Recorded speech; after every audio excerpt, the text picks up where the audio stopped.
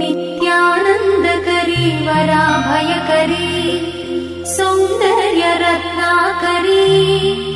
निर्धूताखिल पापनाशनकरी प्रत्यक्ष माहेश्वरी प्राणेयाचलवंशपावनकरी काशीपुराधीश्वरी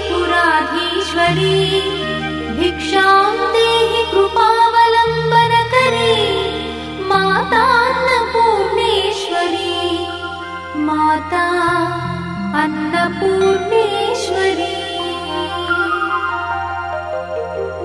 नानारत्नविचित्रभूषणकरी हेमाम्बराडम्बरी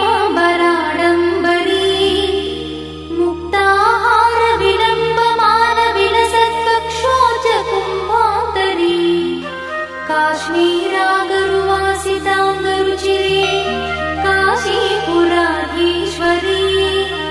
भिक्षां देहि कृपावलम्बनकरी माता अन्नपूर्णेश्वरी माता अन्नपूर्णेश्वरी।